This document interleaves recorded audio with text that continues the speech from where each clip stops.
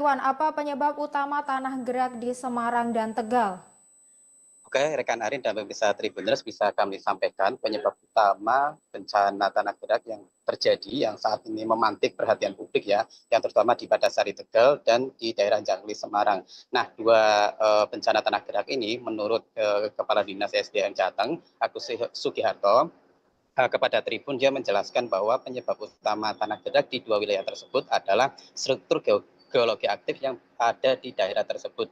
Nah, struktur geologi aktif di dua daerah tersebut terdiri ada beberapa hal ya. Yang pertama adalah formasi rambatan dan formasi halang. Nah, untuk formasi halang ini menurut Agus tentunya terdiri dari bebatuan pasir sehingga formasi ini begitu mudah untuk menyerap air. Nah, di bawah dari formasi halang ini adalah formasi rambatan. Nah, Arin dan pemirsa Tribuners, untuk formasi rambatan ini terdiri dari batuan lempung. Nah, batuan lempung ini memiliki sifat tidak mudah melepaskan air meskipun dia sangat mudah untuk menyerap air. Nah, akibat dari sifat kontur bebatuan lempung ini terjadi patahan atau gerakan yang terjadi hingga terjadi bencana tanah gerak yang terjadi di dua daerah tersebut.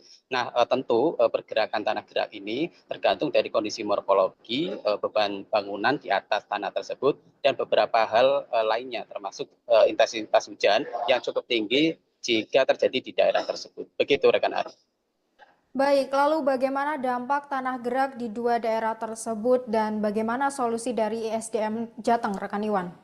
Ya, rekan Arin dan pemirsa Tribuners, dampak dari bencana tanah gerak di dua daerah tersebut merusak ratusan rumah yang terjadi.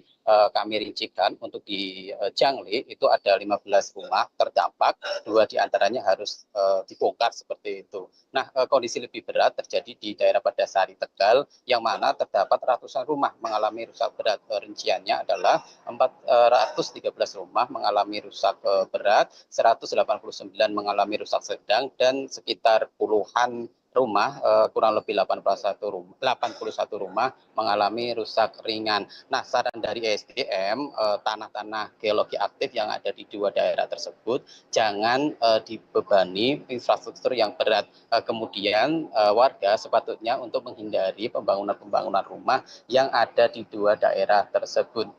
Nah, saat ini Dinas SDM juga masih mengkaji daerah tersebut untuk kelayakannya, apakah memang sudah tidak layak dihuni atau tidak. Kemudian di sisi lain SDM juga saat ini sedang proses relokasi para warga yang terdampak tanah gerak ini. Untuk unit rumahnya, untuk di Padasari sampai 500 sekian rumah yang akan direlokasi dengan jumlah warga sampai 2.000 jiwa. Nah, untuk di Semarang sendiri saat ini masih dalam proses tahap proses tahap pendataan seperti itu. Nah, PSDM juga masih mengkaji beberapa hal yang mengenai teknis-teknis mengenai relokasi rencana tersebut. Kemudian informasi terbaru yang Tribun terima bahwa besok Wapres Gibran Raka Buming Raka akan berkunjung di Tanah Gerak Jangli Semarang. Begitu rekan Arin.